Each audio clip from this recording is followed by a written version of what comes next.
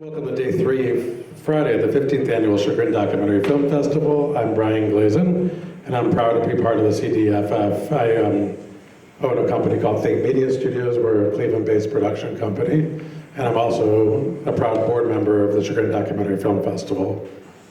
There's that script. Next script, just to introduce you to a couple of my new friends up here. Tyler Davidson at the end. Actually, interesting news is that we actually come from grade school together. That's right. So he's also old.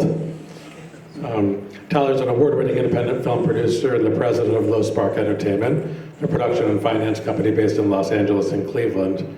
He's produced several acclaimed films and brought 7 to the Sundance Film Festival. Notable projects include Emily the Criminal, starring Aubrey Plaza, which is being developed into a TV series with Legendary Entertainment. Other films he produced include Crypto Zoo, The Beach House in Galveston. Davidson's breakthrough work was Take Shelter, which won the Cannes Critics Week Grand Prix. He's worked with major distributors and is a member of the Producers Guild. I'm skipping around because that's the order I wrote it in, so that's what we're doing. James Mario. This is the way it's gonna go today. Because I mess up one thing, it's over for me. No, it's okay. Born in the Bronx, began acting at 13. He got his big break in Steven Spielberg's The Hook at 14, followed by roles in Hero in The Basketball Diaries alongside Leonardo DiCaprio. Mario further gained recognition for portraying Sergeant Frank Perconte in Spielberg's Band of Brothers. He's also appeared in Jersey Boys and No God, No Master. Beyond acting, Mario has produced and written award-winning films. Recently, he starred in The Offer and has worked on HBO's The Penguin. His latest film, The Featherweight, premiered at the Venice Film Festival. Not very impressed, just saying. Yeah. Sean Reck is a 9-time Emmy Award-winning director and producer. His first film, A Murder in the Park, was named one of Time Magazine's 15 most fascinating crime stories ever told. His work has been seen on CBS, NBC, Netflix, Showtime, Stars, and more. He's directed hundreds of hours of television programs and documentaries and has founded 2 boutique streaming services, AGTV and True Blue, and started a 24/7 fast channel that airs on 9 platforms. And last but not least, Kim Sutton is an accomplished documentary film editor with over 12 years experience in the video production industry. Her work has been showcased at multiple film festivals and garnered numerous accolades, including several Addies and an Emmy for projects with prestigious clients like Cleveland Orchestra and Destination Cleveland. Passionate about using the power of film to foster connection and inspire change, Kim values creativity, enthusiasm, and humor in her craft. And on top of that, she has 3 films that have been in this festival. Did I do it right? We're good? Okay. So, I guess to start, and I kind of leave this to all you guys, we're kind of talking a little bit about a bit about the business of it, and a bit about getting into the business of it in this particular conversation. So, when it comes to a lot of you have been developing projects from zero to ground up, and I've done that myself too, and I'm still perplexed how we all do that type of thing. And frankly, I've had my share of wins and I've had my share of losses doing that. How do we choose? How do you choose from the world of an idea, whether it be original content or documentary type stuff, the idea to deciding that this is the one to start launching? I'll give it to you, Tyler. You look like you have something to say. Okay. Well, first of all, just real quick, is this an audience of filmmakers here largely? Or are you guys here for the festival with films in the festival, some of you? Awesome. Very congratulations. For me, picking films really, there's no exact science. I mean, that doesn't exist in the industry. There's no kind of secret sauce. It really comes down to films that I personally and my colleagues at my company feel passionately about, because when you produce a movie, you are living with that material and that project for years potentially, so you have to love the work. Yeah, that said, there's also, of course, an element of looking at the market and trying to see where your project potentially could fit in once it's finished. My company, I'm a creative producer, but we also bring financing. So creative producing is great. It's challenging, but financing is really challenging independent films. So that's the part that in order to attract money for these high-risk projects, you have to make the case to your investors that it has value that outweighs the cost of the project, and that comes down to looking at what the distribution landscape is and what elements your film has in terms of script, genre, filmmaker, cast value, everything else that goes into it. So it's really, I could go on about this for a long time, but it really comes down to the creative and then looking at the market forces that can allow me to dial in the budget where we can make the case to investors that this is something that has value. Yeah, I think it's one of the hardest parts of filmmaking. I think it's, whoa. Okay, so I bell on behind the camera. Yeah, it's one of the hardest parts of filmmaking is we all, I think, find things that we can be passionate creatively about, but then as both a creative producer and a traditional executive producer, it's how do I put the legs behind it, and how do I make sure that I'm speaking the truth to my investors and stuff. Sean, I'm sure, you've gone through a lot of creative solutions to try to continue your distribution processes and so on in order to keep your machine running. I'd love to hear your perspective on that. Yeah, I have a lot of respect for what Tyler does. Tyler, we don't make scripted projects. It's very ambitious, and he's been super successful, and I love the projects he's created. And I wish I could say I had the guts that he does, but we have a full-time staff of 36 people to try and keep our effective day rates down, and we really have to look at it, the exact factors in the reverse order. What are the mandates? What are our agents telling us they're looking for right now? And if you don't know what mandates are, if you're with Gersh or Paradigm or UA, they're going to send you a sheet once a quarter saying no more pit bulls, no more cupcakes, no more house rehabs. We want big personalities, we want rags to riches. You're going to get these things like every quarter, so you kind of know what they're looking for. They're called mandates. We want to try and make sure we're falling within the mandates around the time that we're done. And so it's sort of like, okay, they always want crime, so we do an awful lot of crime. And how are we going to save the world while we make money? So it's the same two priorities, but just in the reverse order, because we've just got to come up with that payroll every Wednesday. And so I prioritize the market over the passion, just to be safe and not as artsy. And I hope I win the lottery and can make scripted films one day, because that's why I got into this, and that's my dream. Well, James, you do similar. You do two sides of the camera. So what is, you just told me about some projects you've been working on. How do you know if something's worth your energy to try to bring it to life? Right. Well, first of all, thank you. And thank you guys for coming. This is great. Appreciate you guys coming out. This is fascinating to hear both of their takes. And it's great that we have such a diverse sort of trajectory of how we look at things. For me, I guess there's two different ways that I can look at a project. One is as an actor and the passion behind that and the character and what I think about this, and it's something I want to get behind as an actor. And then there's the producing element of it, which is the story and where we're going to shoot this, how we're going to shoot this, where the funds are coming, how many locations, how many kids, we're putting them to a school, are there any animals on set, what time of the year are we shooting this, what's the tax incentive look like? So there's so many different variables coming from the producer in a narrative sense of what we are trying to produce. As an actor, it's immediately whatever character tugs at me and I think is going to sort of motivate me to keep on reinventing myself as an actor and what these roles can potentially do for me. So that's kind of what I typically lean on. Well, Kim, I'm putting you on the spot because it's not on the list, but while she works in a different part of she works in the post-production side, but you're still responsible to deliver something that people want to watch. Right. So when it comes to, there are definitely projects, and I've heard you take on projects that you're like, okay, this has to be for the love of it. How do you even know when to discern that it's the right time for that and not the right time? It's a lot of months of your hours. Right. Yeah, it's an interesting kind of twist on, do you kind of go for something that, makes sense on the back end. It's kind of convenient being in post-production because I am not part of the group of people that has to necessarily worry too much about how it's received, how much the ROI is.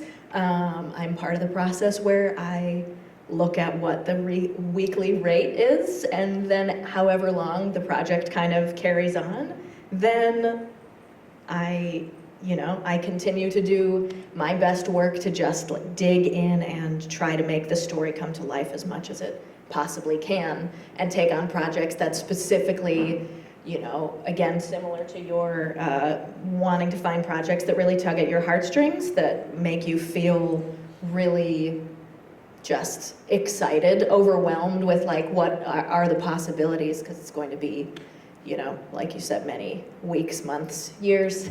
I've seen all of that. Yeah. And I've seen Mark out there, and he's still working the same project for 20 years, I think. That's right, yeah, that can happen. Never end. Well, we should be switching seats. James, actually, one for you though is when you're contemplating opportunities on the acting side of thing, not all of them are Steven Spielberg's next big hit, right? So when you're contemplating, sometimes you're in for back end and money, those type of things. How do you know not only is it right for you financially, but for your brand, which your brand happens to be you?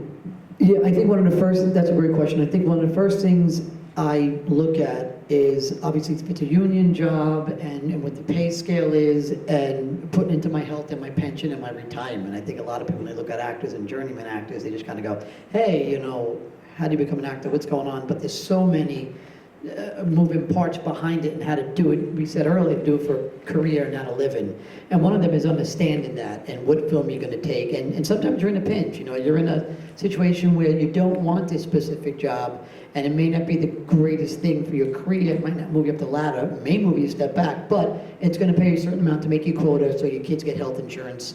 So, that comes into play sometimes, and you have to really say no to that and hope that another job's gonna come, because you don't want to get pigeonholed in a certain realm, and that happens frequently. One thing that I try and stay away from is like the B gangster movies. They're just not, I know once you go into them, I'm Italian American, so I get a lot of people kind of going, I got the script about the mob, and my representatives know not to even come for me with that unless it's the Penguin, and you're with the Falcone crime family. Then you go, yes, I'm in, absolutely. But yeah, it all depends on that, and then also the character, like we just spoke. I don't mind working for free if I really feel like the director is up and coming. The director just came out of film school. I've seen their short film, they've won, or they have a documentary coming here, and you do your homework, you do your due diligence, you find out who the producers are, who the writer was, and you do your homework as an actor. You don't just pick any project because you want to get on the set.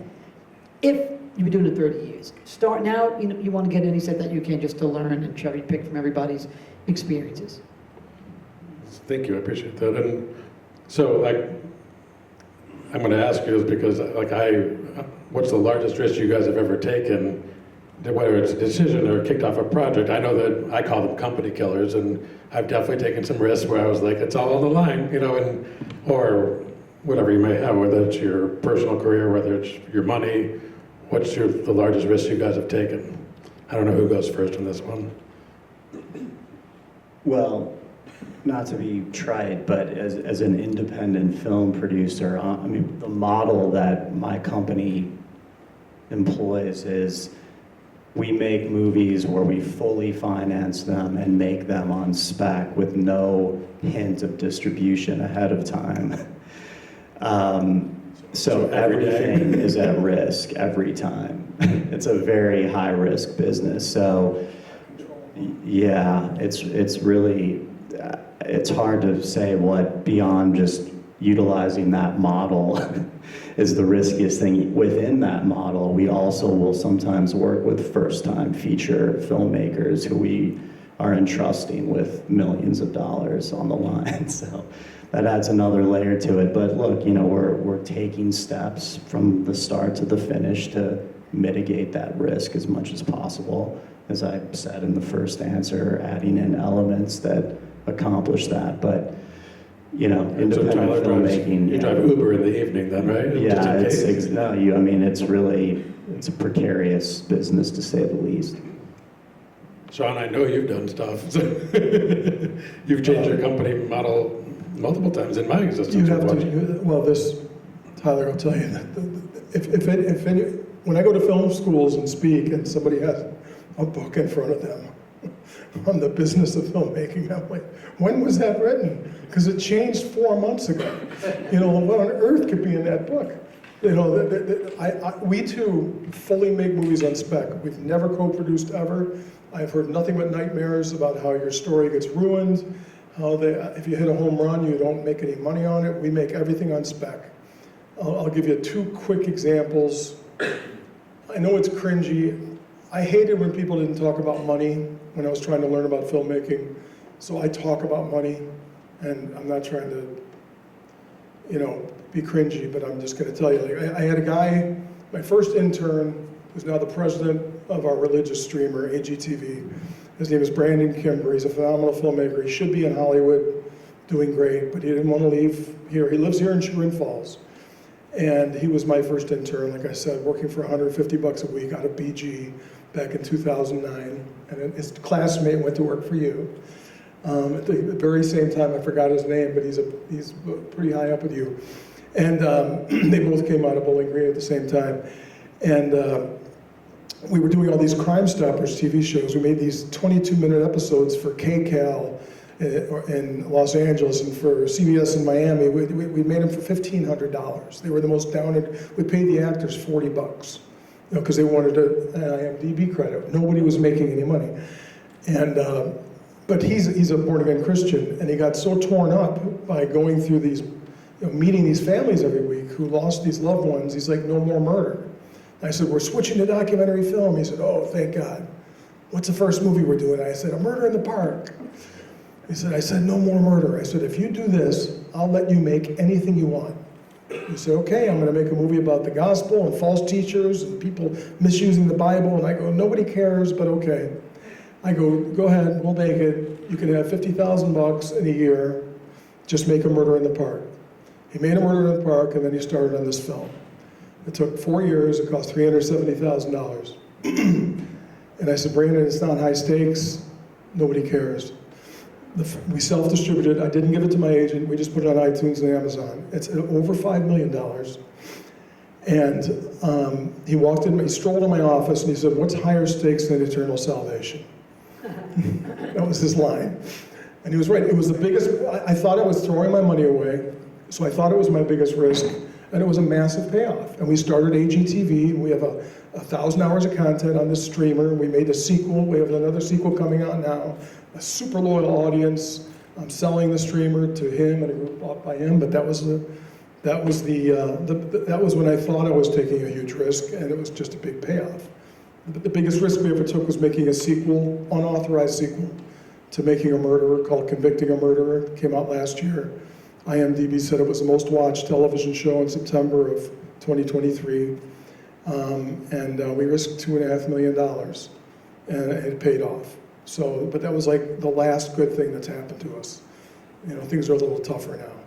But I'm just giving you numbers just because nobody ever gave them to me, so I like sharing the numbers. I just wanted to emphasize something that Sean said. With both of those examples, I think something that you do great is you know your audience. There's an identified core audience, which is one of the most important things you can do as a filmmaker and producer going into these projects is identify your core audience ahead of time. And if you have that and you execute, you know, it can work. And that's obviously what happened with Brandon's. It's a big audience for that film, but I totally underestimated the affinity of religion. You know, it's a very deep, they buy DVDs. They buy hundreds of DVDs a week because they can hand them out to people as tools of evangelism. So we just charge a couple dollars. They cost 53 cents. So we sell them cheap because people put them under windshield wipers at places they consider bad churches. So it's amazing that the ancillary markets with things where there's just very high affinity. Sorry, I talked everybody's ear off, but I'm just trying to give a couple real examples. It's good information. I bet you've done something weird like this, right? No, my whole career is a risk. I'm an actor. I'll pass the baton to you as far as a risk. Sure. Sure, yeah. I feel like when I started out, I was mostly in, well, corporate sort of, it's still documentary style corporate Still video, corporate. but still corporate, right? And a lot of, Sherwin-Williams and some other, just the idea of deciding to step from that industry into a little bit more of what I do now is some documentary work, some contract work. It's because editing is so, it's flexible. I can apply my skills to several different industries at the same time. And yes, I think the biggest risk that I took was deciding to leave the old 9 to 5 and give it a go with what I wanted to pursue, and trust that I could find the type of clients that I wanted and the type of work that I wanted to see in the world, and build that network of like-minded individuals out in the world instead of just within the four walls of the office, and that has worked out really well. You know what, Brian? I did remember a risk. Was actually moving to Northeast Ohio with my wife and my first child from Los Angeles, and leaving the business years ago before COVID. And I was scared of that because as an actor, if anyone wants to be an actor, and even in the producing world, there's something called out of sight, out of mind in the industry. The minute you left New York or LA and went to someplace small, they assume that you're done. You gave it up. So I was very, very fearful of moving here with my family. And it worked out just great. And now COVID, sadly, but givingly, I guess, allows me to do most of my work from home, my auditions, my meetings, and I can pop in and out of New York whenever I want to an hour away puddle jumper, and I can raise my family in one of the most beautiful places that I've come to know. So that was a huge risk to me, and now it's a complete reward watching my family grow up here. So that terms. Yeah, I think I actually think the pandemic helped that mentality. Because I left Los Angeles, and you are out of sight, out of mind at the time a little bit, because you're like, oh, he tapped out. He's going to the commercial side, and it was true, but I didn't want to consider myself that. Right, and that's the thing with actors. I was so fearful of that. I was so fearful that people would think that I would quit. That I didn't tell my manager or my agent the first few years I was out here, and I was just get to New York within 12 to 24 hours if I needed to be there, with the driver just jump on a plane. So COVID did sadly do that. What's the bad thing about it all is, and as an actor, and I know this is more of like a producing thing, is you want to be in a room with a casting director. You want to be adjusted. You want to be in there with a director, producer that can kind of go, hey, that was great, but now we're going to do this, throw this to the wall. I just want to see if I can adjust you. I want to see if you're weird with a camera. I want to work with you. I want to get to know who you are. I want to ask you questions about your life. Self-tapes are not allowing that. They're not allowing for the actor to get a take 2, where I can work with someone in the room. They're just looking at your tape. If you look right and you did the scene once, they go on to the next person that's in this DVD or in this sort of a file of all these actors. They're not giving you direction. So what's happened is these casting directors are kind of having a tough time trusting actors to be on a set, because they don't know, they haven't met you in person, they don't know how you are in front of a camera, they don't know how you are in person, because I'm getting to do 50 takes in my own basement studio, and I'm giving you my best one. Of course it's your best one, you get to cherry pick that one. So they think you're fantastic. You get to set and you're scared to death. You can't make eye contact. You don't know where your mark is, and you're not hitting anything. You know where the light's hitting you, nothing. And you don't know how to be adjusted. So I'm hoping that it goes back to self-auditions. And I think some casting directors, bigger ones of notoriety, are sort of starting to say, I need to get the actors back in the room. I need to work with actors. So hopefully it's going the other way now. Yeah, I've been hearing that too, that it is going back that way, because I do think, I see it myself, where I'm getting your best, and it was just okay. That was but I know that you did it a bunch of times and for yourself without an audience there. Without an audience, you can act differently too, than when you're on set. I'm curious, and I appreciate, frankly, Sean, your honesty about, like, it is a tougher time right now. And it goes to the next question of what major trends do you see shaping the future here?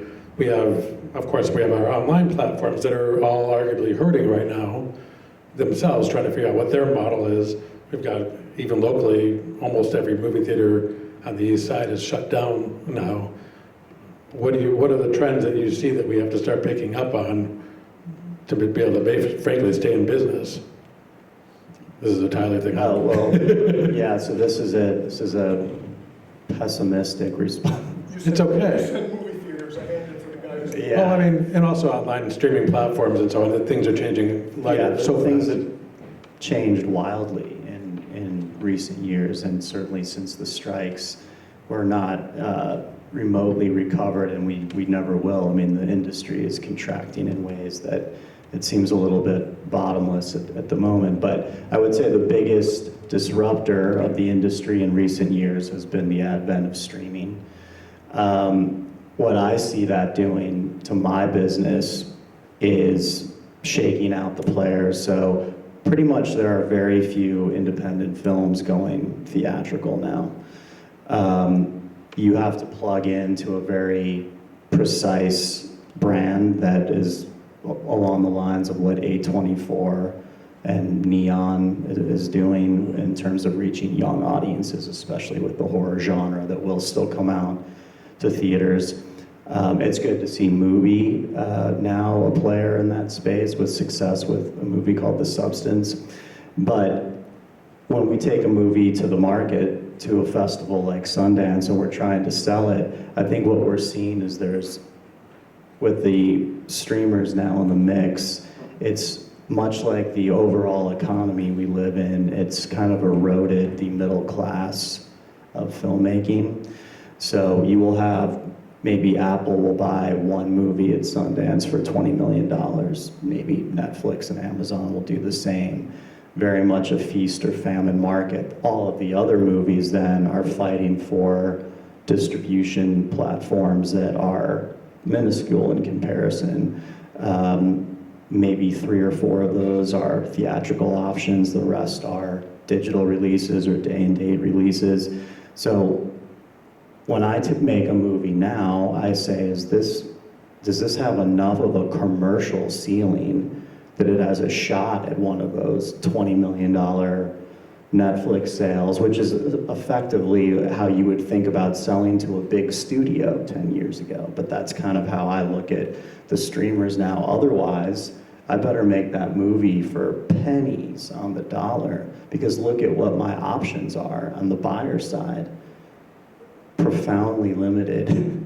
So I think that's a place that the industry is going. You just have to be that much more concise in your, planning ahead of time. And I'll tell you, a lot of people are talking to their partners saying, look, this is going to be a much longer payback than we thought, and they're resorting to rev share. They're putting it on, if you're lucky, included with Prime, something like that, so there's still prestige. Nobody knows they didn't buy it. And hopefully, my agent gets triple the minimum rate because he has an output deal. But you have to, so what I'm asking myself is does this story have legs? Because they're gonna find customers, but this thing may not crescendo for 4, 5, 6 years. It's not like the big release and then it dies down and it becomes library. When you're talking about Amazon, if somebody buys this cap and this book, they know that they're going to buy that movie, but they may not buy that cap or book for 2 years. Is this going to be dated? Is it going to be cheesy? Or is it still going to work? So that's a huge factor. What we do now is, does this have legs? Is somebody going to watch this in 10 years and not realize when we made it? I'm going to keep cars out of the background. I'm going to, not going to let them make too much of a fashion statement. I really try to make everything timeless. It's really important that no one knows when something is made.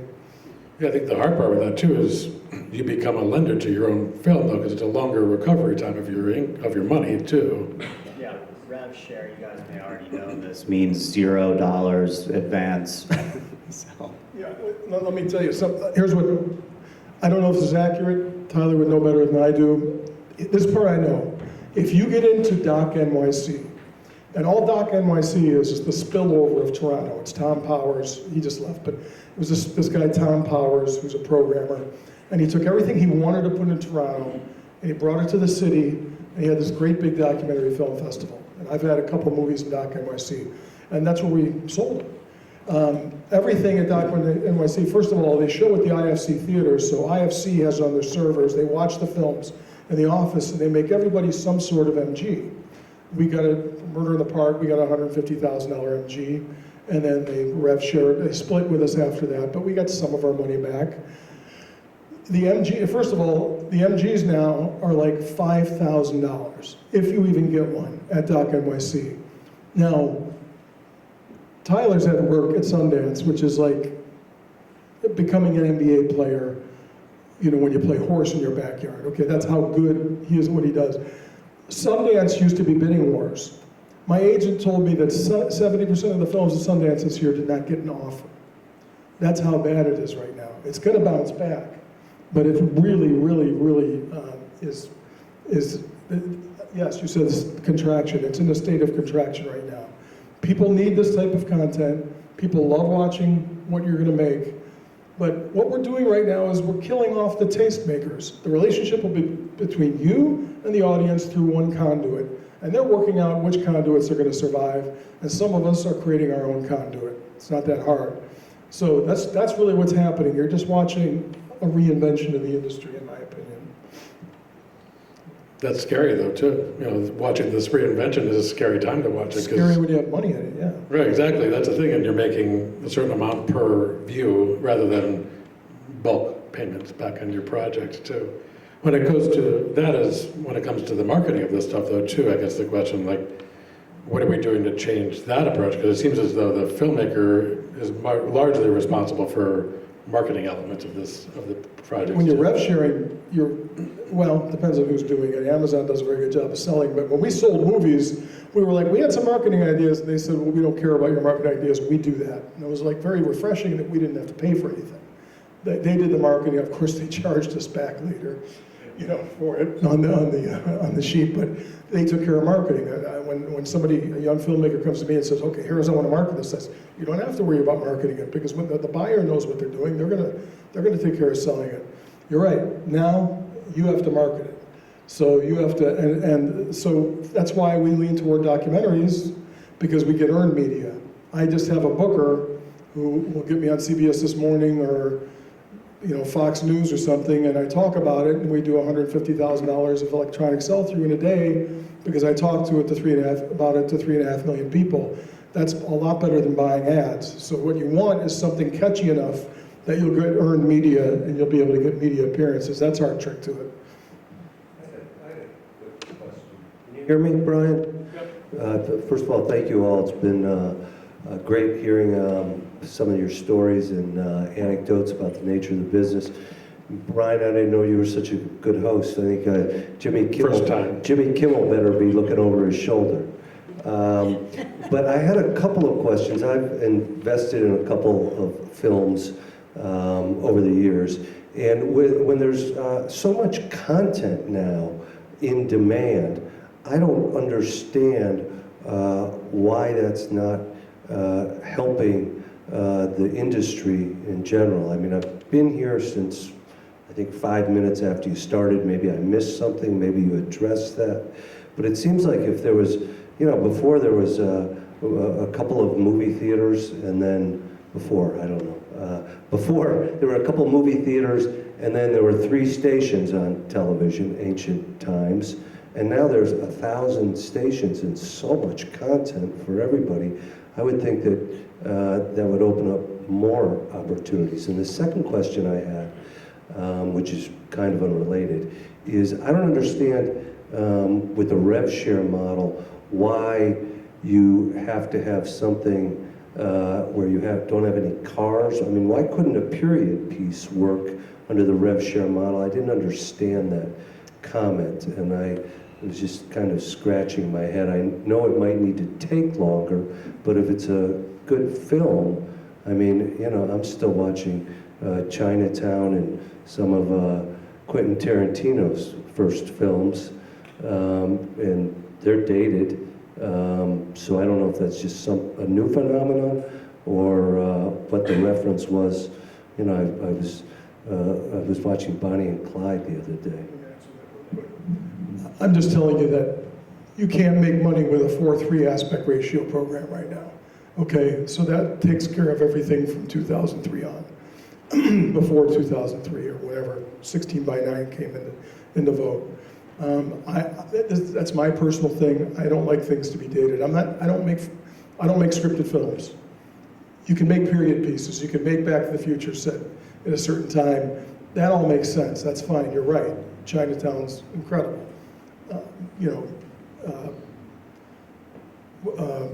I call Chagrin Falls the movie with Jimmy Stewart.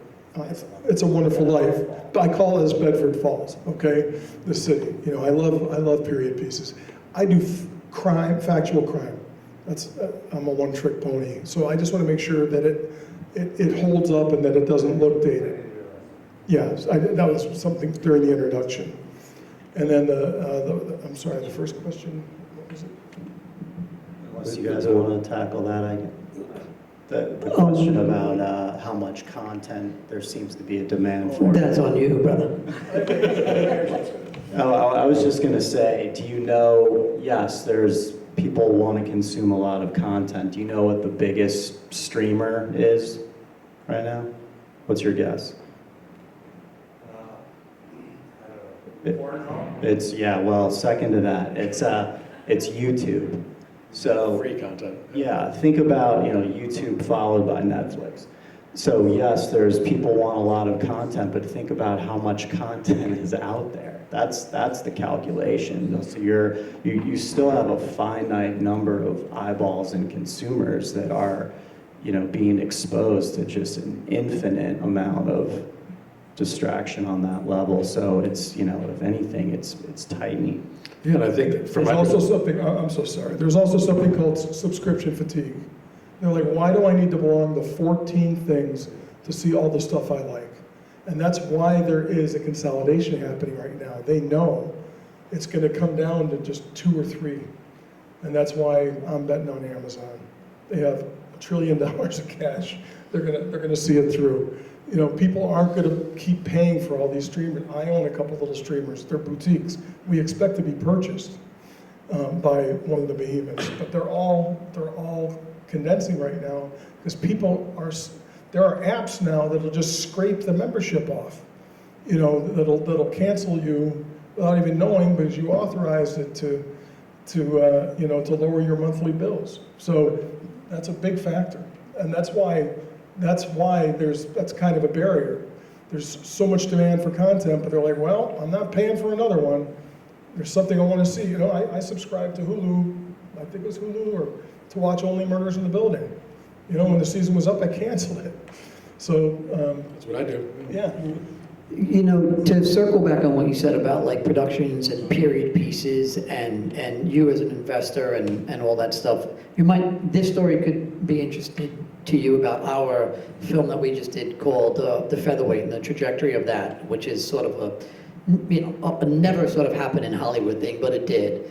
We tried to get this movie made for almost 12 years, and we dealt with life rights, we dealt with producers, we dealt with like different directors, different companies that wanted to get this made throughout maybe 8 to 10 years. Everybody came and went, and it was a period piece, took place in 1965 and flashed back to 1942 in the early years of his life. What we came across was no one today, some of what they're saying, is investing $30, $40, $50 million in a 3-decade period piece that flashes back and could do it over 3 decades. There's only like 3 directors that can do that. Scorsese, Coppola, and Spielberg maybe. Like no one's giving James Matteo as the lead of a movie. I'm not bankable, no one's buying a ticket to the movie today. So we had to tailor back our expectations in the independent world, and we fell upon this sort of faux doc, which is sort of a mockumentary that takes place in 1965. Let's say if ESPN knocked on Willie Pep, who's at Xbox's door, and just wanted to know where is he now. And now it sort of like falls into like a Maisley Brothers type thing where Willie, you realize, is living with his mother. He's on his 4th wife. He owes so much debt. His son's a junkie and his father's dying. Now, this documentary crew happened to sort of track him. The reason why I'm saying this is our budget was $1.8 million on this, and it was a period piece in 1965. The way we got cars, and we had a lot of picture cars, we shot in Hartford, Connecticut, where Willie was from, and a lot of the aesthetics is still very similar, but we went to the local car company, the local car collectors thing, and we got people that loved Willie, and they gave us their cars for free. What I'm saying is there's groundwork to be done on a producer level. There's sort of so much field work to get done to sort of tailor those expectations. Madison's, in the way we shot it, the documentary, it lent into this way where if it's really close on you, you don't need to see Madison Square Garden. You just need a few people. We're not seeing the whole thing. Then they would flash back to actual archive footage and cut that into the film of the actual fight of the guy. And so artistically, we went from a $30, $40 million budget film over 10 years to a 1.8, and we premiered at Venice Film Festival. It could be done. It could be done. And we got a small theatrical release. So it can be done, but there's a lot of groundwork and dedication and heart that's got to go behind it and trust. So, and look, we went and shot in Willie Pep's neighborhood where he's from. So we got the local support where and you guys know this very well, local support is extremely helpful when you kind of say, hey, where can we park cars? Where can we put generators? Who's catering this? Oh, you know, they can cater this? Where we're holding actors? All of this, so you don't have to have trailers lining up a street. All of this comes into play when you're doing independent filmmaking. I was just gonna say that this also is connected to kind of the marketing question and the question of the flood of content. Making content is only one piece of the equation. The big question is how you're going to cut through is the curation layer. I think Sean referenced curation. So whether that's taking it to a high-profile festival, whether that's generating earned media, or whether that's doing what James is doing, which, you know, if you're comfortable talking about a little bit your approach right now to get attention onto the featherweight. I mean, they're basically spearheading their own theatrical release for that purpose. We just spoke about this. It's typically any other year. You're filmed for $1.8 million period piece on the great fighter that no one's done a story about, and you do everything right. It's a beautiful movie. You cast it perfectly. You shot it. Everything went according to plan. You premiere at Venice and all over the world. You went to like so many international film festivals. We got no offers to buy the movie. 15 years ago, it'd be a bidding war, like you said. It'd be a bidding war for this film. Now, we have to sort of self-distribute in some capacity, meaning we had to hire a company, a small company, that puts out a theatrical release for us. And based on those numbers and those box office numbers, critics and reviews, we put all that together, and now we go back to the people who maybe were on the fence or maybe did not pass the Mobies, the Sony classics, the Magnolias, all of them. And we go, hey, here's what's going on now. Variety, Hollywood Reporter, the New Yorker gave us these great reviews. And then there's even more work to do. You got to raise more money to kind of get out there for your consideration. So we're hoping that we get awards, and we're hoping that box office, and we're hoping that we have critical acclaim to kind of go back and then try and re-engage and sell to a distributor. We got very, very small offers from companies that the team does not feel is right for the project, and they would kind of be, like you said, they go in and they'd be gone. They'd be forgotten about, you know, then they would... Giving it away. They'd be, yeah, we give it away. Yeah, I think it's that's how I find it the most complicated, and why, you know, I've had some wins and some losses, but you have I look at Amazon, Netflix, like they're all going to a advertising model plus your subscription because they're not making enough money. Netflix buys tons of product, but they don't promote the product, so you're pretty much sitting in an empty bin unless you self-promote yourself. Yeah. So I don't know how, it drives me crazy, the whole thing. Unless you're in the top 10 of something, you don't get seen unless you find a way to get seen. Oh, I'm sorry. No, you're good, you're good. Thank you all for the wonderful info. Question, I guess two questions for you guys. Being a new documentary filmmaker, obviously being in the Chagrin Film Festival and other film festivals, you make the film, you get in the festivals, and it's like, now what? You know, you talked about distribution, I guess, like on a higher level, but someone that makes like a 30-minute doc, what would you be your best advice kind of moving forward? Obviously, keep making movies, right? But if you want to try getting distributors and things like that, what would be the best pathway for that? And then also being a director, I mean, I come from the ad world, so I direct a lot of commercials, but moving into docs, what's the best way to promote myself or get in front of the right, I guess, maybe agents to get on bigger projects as a director? I'm not sure where, I was really excited about something coming out a couple years ago called Freevee, because 30 minutes would have been an epic on Freevee. They were going for like 5 to 9 minutes, sometimes 12, and it was a really ambitious project, but it was for commuters, and then COVID happened right after they started it. And I was really excited for people who started with shorts, because all of a sudden there was going to be a market for shorts. They did really highly produced stuff, but I imagined down the line, the futurist in me thought there would be a market for things like that. Vice used to be a place that would probably take something like that. I don't have an answer for you as far as what to do with a 30. If you can get it to a 44, you got a TV hour, and get it in front of an agent, or get it to 22, and you got a TV half hour. 30. Otherwise, you're going to give it to someone like Gravitas and RevShare, and you'll get a little bit of mailbox money. But I don't know where I'd go with a 30. And you want to use it to look. The currency for a first-time director is eyeballs. Okay, you want it to be seen. So when you say I made that movie, then the door opens for you. We got a guy out of prison. Everybody who was wrongfully convicted writes us letters and offers us their movie. So it's like cherry picking, because we've had some success. That first one opened all the other doors. So I don't know what it's about. I can talk to you one-on-one afterwards. But what do you think? You're talking about a short, right? Yeah, so Yeah. it's my 25 minutes long, Yeah. so... Close to 24. Yeah. Yeah, I mean, it's a question of what your goals are. If your goals are to monetize your content, that's an uphill battle with that format. If your goals are to take steps forward in your career, you're in a great position to do that. As Sean said, eyeballs are key. These festival circuits are their own form of distribution. You're getting in front of audiences, you're meeting people. You just have to constantly be moving forward with that work. In terms of, getting representation or how to leverage this production into career steps, I mean, Brian, you want to talk about how you look at personnel that come, to work? Is your goal to be a filmmaker or get jobs that could potentially be with agencies, or I guess it's... Yeah, it's a little bit of both, but I really want to stay on the doc narrative side. My day job is working for an ad agency that has production companies, so I direct commercials, that's about it. But the doc side is the true passion side. I really would love to take full time or into narrative. Sure. Well, I think both of your questions then have the same answer, which is, you're getting it in front of people, you're meeting people.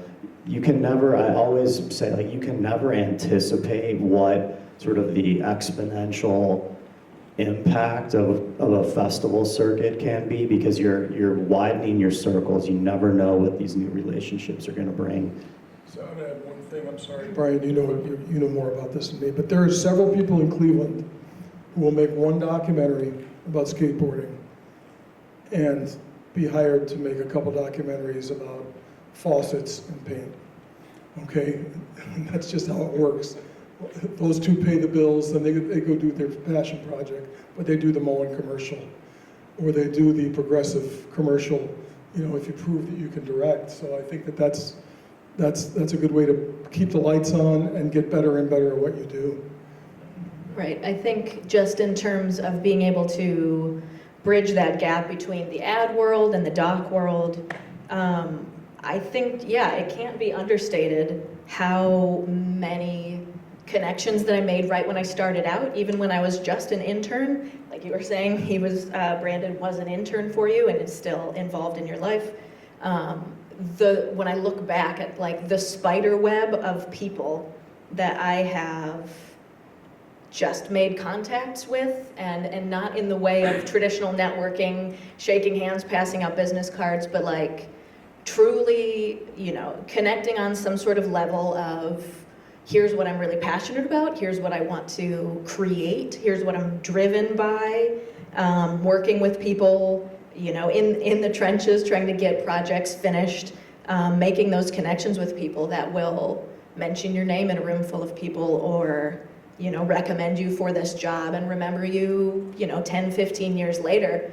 The stuff that I'm working on now, I have like a direct sort of pathway back of like, well, it was this project I said yes to, and this thing I did for free on a whim that I was really passionate about, that then this person got wind of and passed along. And I think, there's no way to predict what those things are gonna be or what people are gonna come through. So I feel like, just making the most of every sort of opportunity, every eyeball that you get, kind of treating people with respect and like they have something to offer you, because everyone does, that, making people feel like you're actually interested in them and that they are heard when you're networking up the ladder or down the ladder, just really has paid off big time over 15 years, seeing that kind of community grow and that network grow.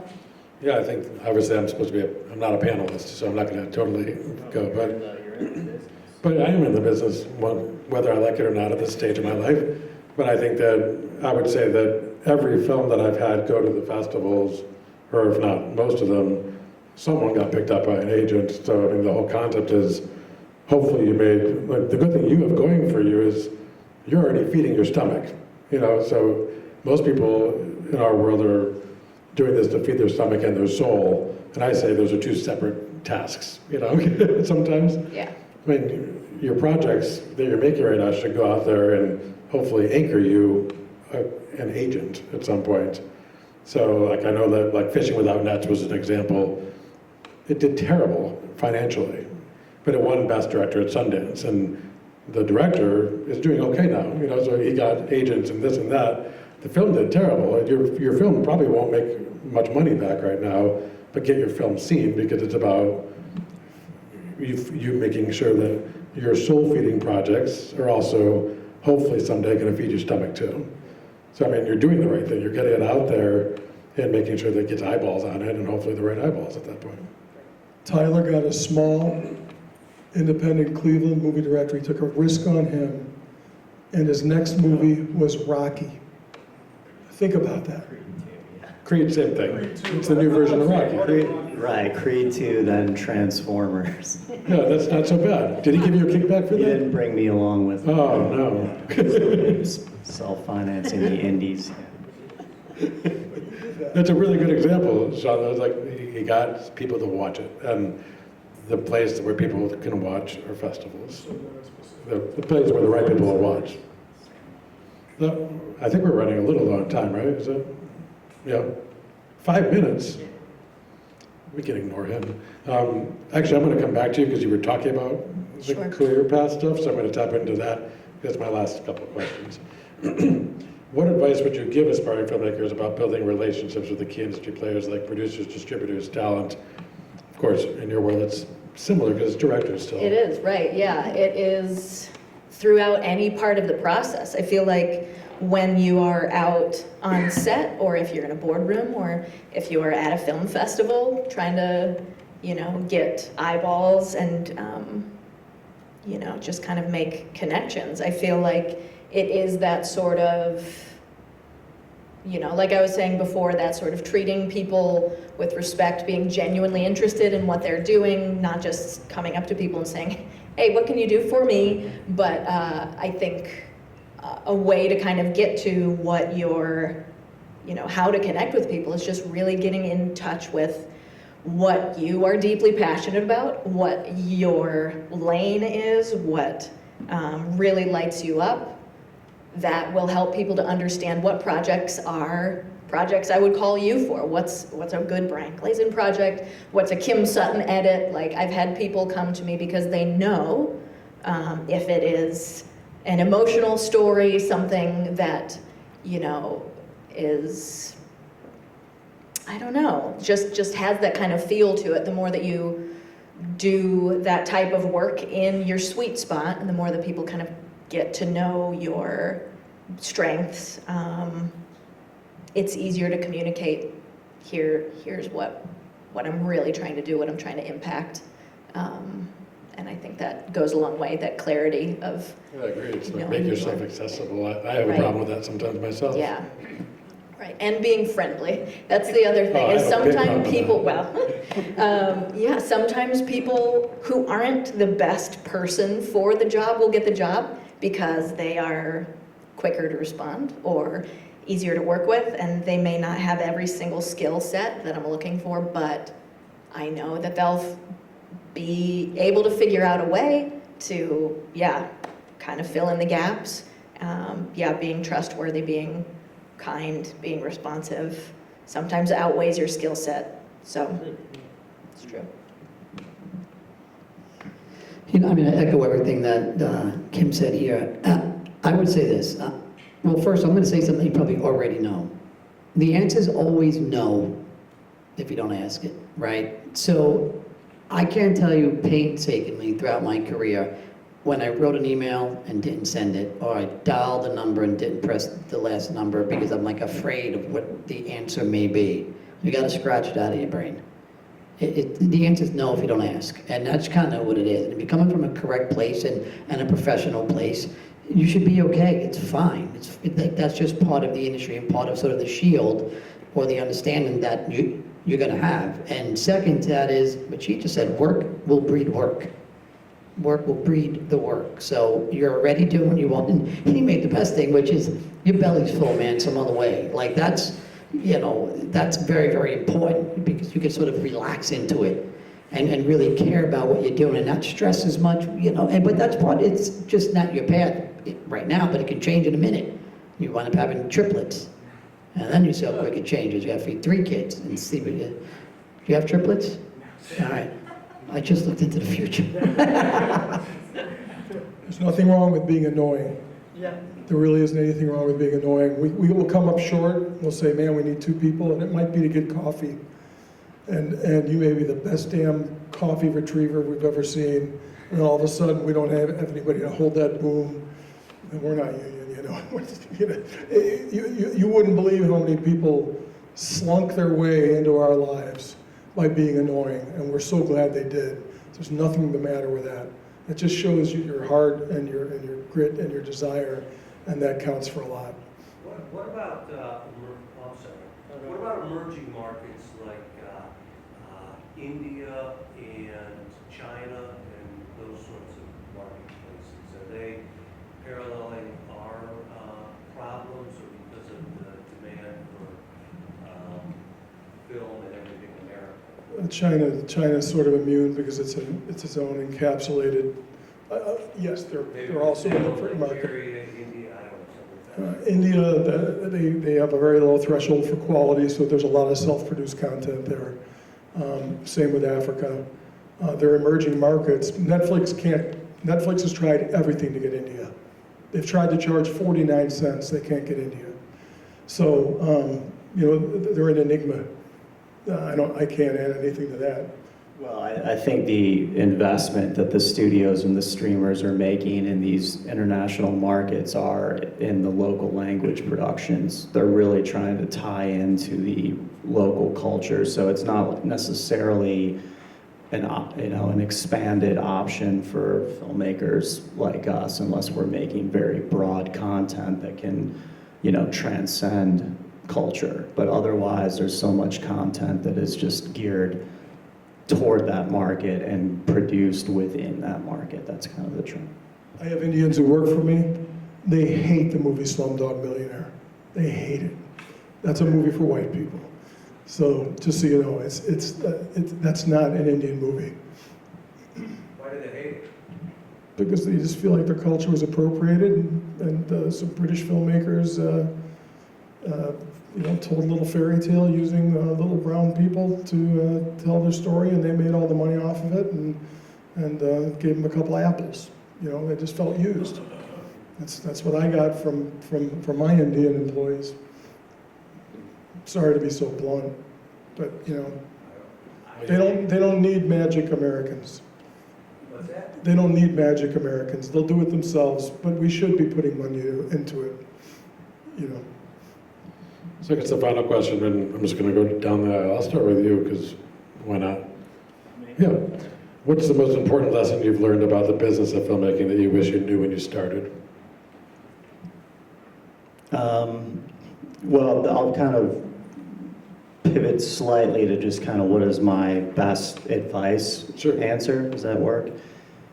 I would say that no matter what your creative specialty is, learn the business. Learn the business. Read the trades. Ask questions. Go to these conferences. Go to festival panels.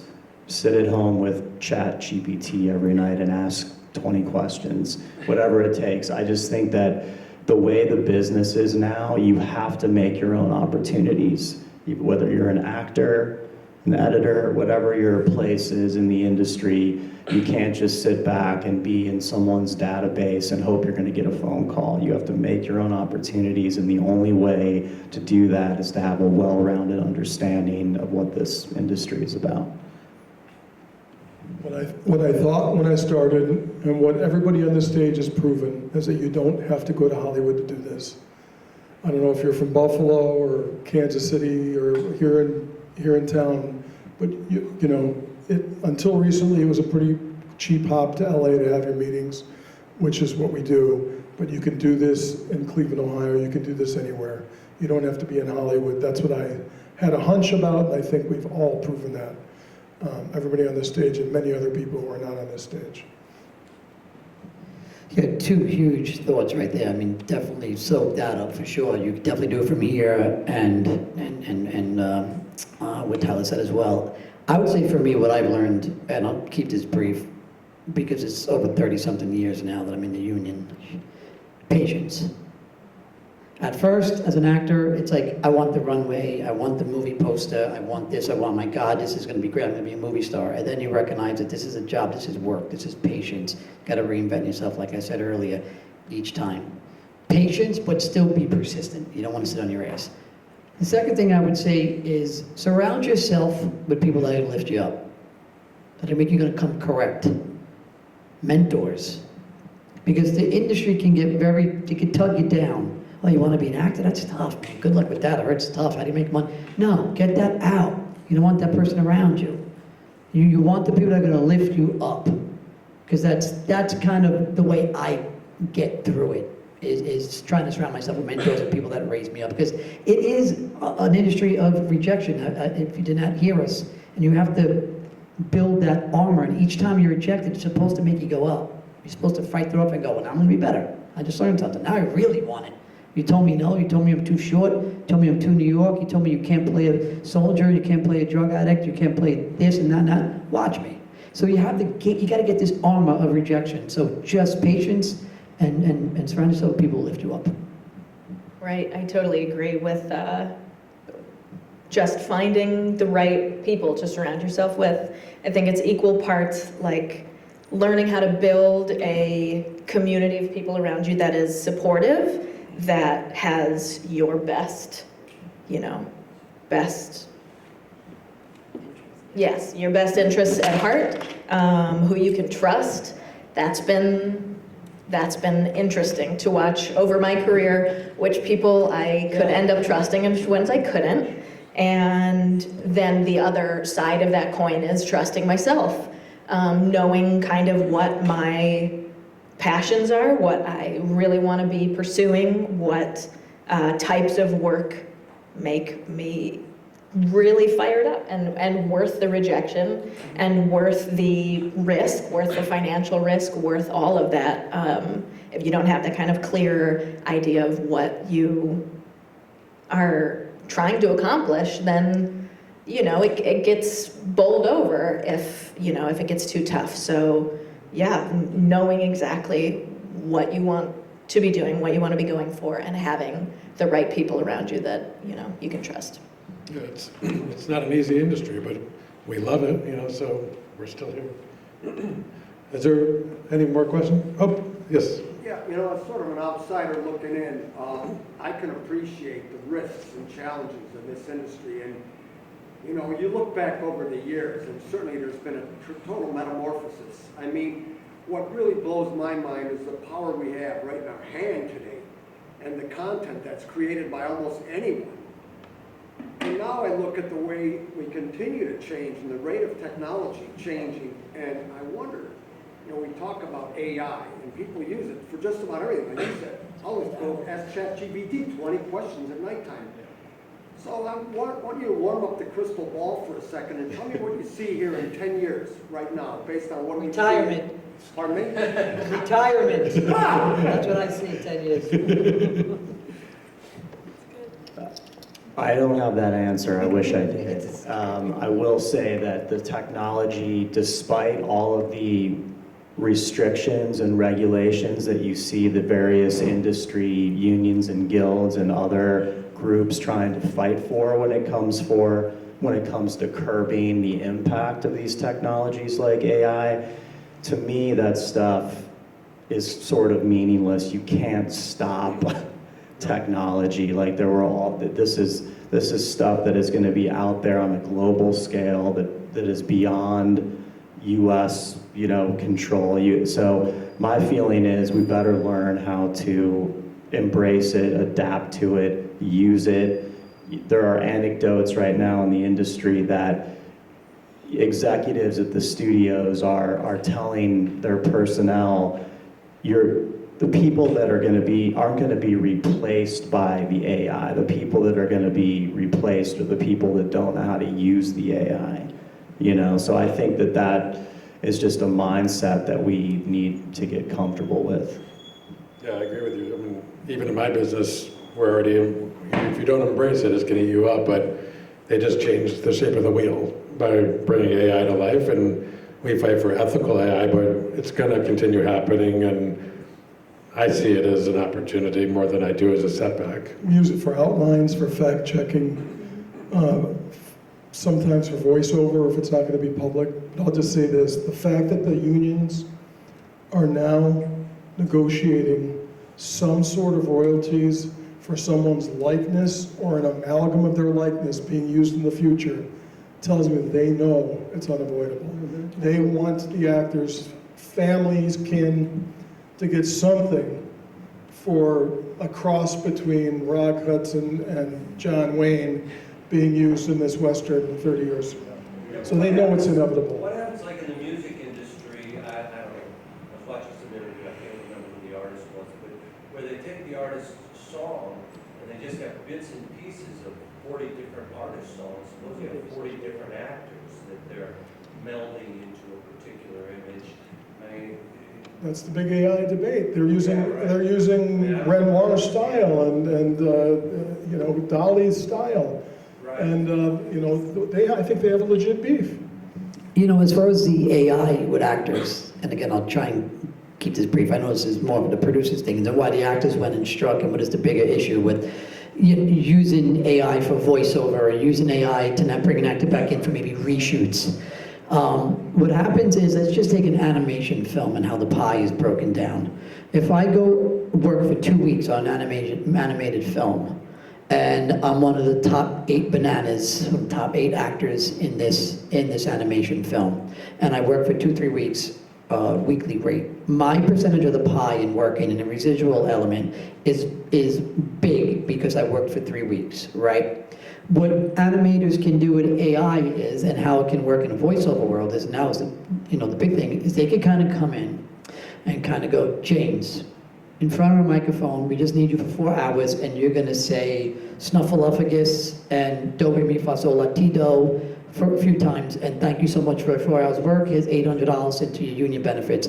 And then, because you only worked 1 day, you were considered a day player, which means the trickle-down effect of the outcome of that pie and the residual is like peanuts, rather than you being put on as a weekly and making the weekly residual. So now the residuals for the actors who kind of do this as journey people who pay their bills and just want health insurance to make a certain quote, and it's really tough. So and the same thing going for pickup scenes and changing of a mouth and a word AI instead of bringing the actor in and build it. And look, I get it on the producer side too, because we had to do it. Now I'm putting my sticky hands at producing as well. I don't want to bring in actors again and do a whole big thing again and reshoot something if I can get someone in the booth and I have to make the lip say something else and do something bad. So it's a really, it's a touchy situation for both actors and producers. We're done? Okay, we have to stop.